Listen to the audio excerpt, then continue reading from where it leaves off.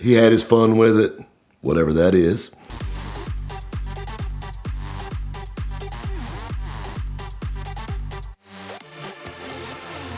You know, I've had a lot of luck with vans over the years. You know, we're selling them to single moms or well, I actually had the van I traded for the trailer load of windows. But like I said, you know, vans have always kind of been near and dear to the old rabbit's heart. Definitely no stranger to selling them and or trading with them. You know, and I've had, you know, the big jacked up monster van that I sold to a single mom. Notice a pattern there. You know, now custom vans, you know, the whole traditional retro thing is really getting big. And of course, vans were huge in the 70s. That was a big thing. So we're starting to see a few of them pop up. And I bought a Chevrolet van a few months back, an older Chevrolet van, one owner van. And like, I had a buddy go crazy over this thing, you know, and it sold 24 hours. Well, I got a good friend of mine, and he restored this van and just went back. And the van's got the neatest story. So the van was bought, and it was a 1972 Ford Econoline van. And my buddy bought this van from the original owner, who made leather accessories and sold them out of his van. He bought it. I have the A title to this thing, and where he paid it off in 1974. And he paid for this van out of keychains and wallets and leather belts that he made. It was so cool because on the keys, there's like this custom leather keychain with the van on it. This is like the total shaggin' wagon van. No windows, little shorty van, 302 in it, thrush side pipes, fender flares, you know, 10-inch wide American racing wheels on it, and the flippers and the center caps. I mean, like, this thing is really, really screaming 70s. It's robin egg blue with blue shag interior and a queen size bed in it. Buddy of mine had it. He got done with it. He had his fun with it, whatever that is. He calls me up. He goes, "Hey, I'm ready to dump this thing. What would you give for the van?"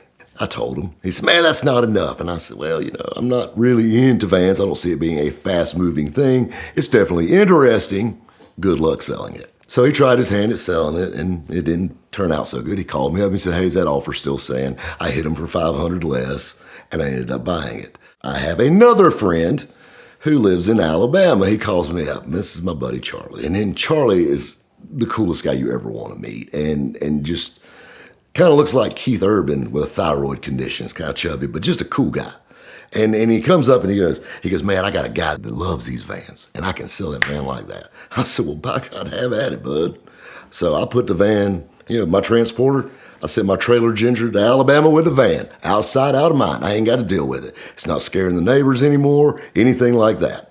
Problem solved. Sent it down to Alabama. And it got down to Alabama, and he let his cleanup guys get a hold of it. Got my white letters white, and just everything just super clean. And they even vacuumed and shampooed the shag upholstery in this thing. So I can only imagine. I hope they had gloves on. So he has the van down there for a few weeks. I shot him a text. I said, "Hey, how's our little van doing?" He goes, "Man, I'm working on the deal right now. We're going back and forth and this and this." I said, "Hey, you got it, bud. I ain't worried about it. You know, you got this." So I'm back here at home base selling cars like it's going out of style. You know, pandemic, Corona, COVID ain't slowing me down a bit. You know, we keep on rocking. Cars going everywhere. Well, he texted back and said, "Hey, we got a problem." My deal fell through with the van. Got backed out all the way. And I said, "Really?" And I said, "I really didn't want to have this thing back. I didn't want it back again."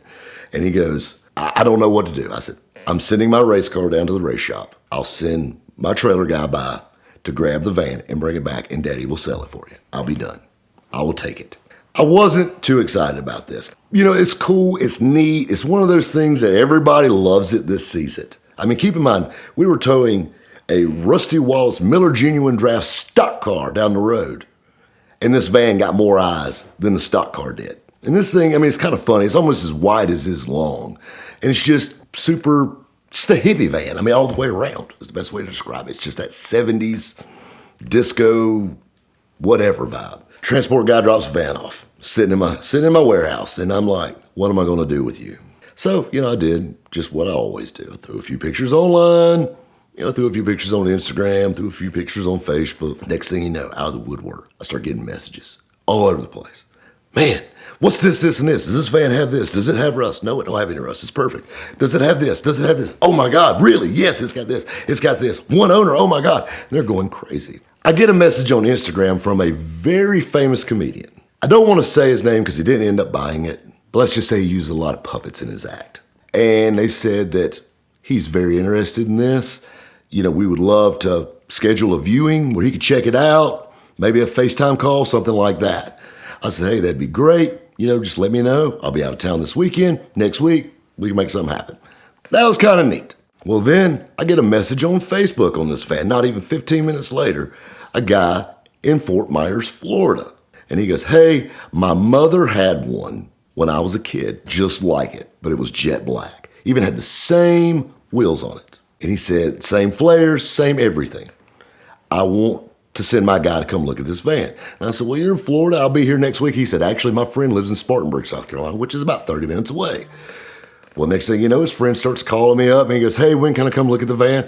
I said, hey, I'm free this evening. He comes by. He looks at the van. It's everything we said it was. It's rock solid. He crawled up under the bottom of it. He was feeling the bottoms of the doors.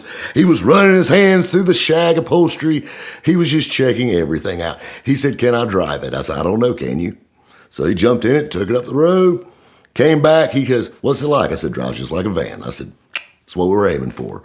He goes, what's it going to take to buy it? And I told him. So he gets on the phone with his friend, and I hear him over here. He said, man, this is like the nicest van we've looked at. This thing is this, this, and this. And he's geeking out. That's a good thing to hear. Well, then next thing you know, the comedians, people are messaging me. Hey, we would love to schedule a viewing Monday. Schedule a FaceTime call, all this stuff. And I'm like, that's right. I'm thinking the fastest way to get this van out of here at this point. That's all I'm thinking. So I put my phone back in my pocket. He comes up and he goes, we want the van. I said, well, you have to give me a little money on it because I got somebody else that wants it too. It was the whole Mr. Taco situation all over again with the C10 truck. And, this guy, he stroked me a check for a deposit. And I told him, I said, we'll hold it till, next week. You guys can come up, pick it up, and do what you like with it. And come to find out, the buyer in Fort Myers, Florida, must be a celebrity thing liking these vans, was actually Chris Liebeck from Dirty Mother Truckers. So that's kind of neat that this guy's getting a van, and he's actually going to redo this van and make it just like the one his mother had back in the 70s. So it's kind of a cool, happy van ending.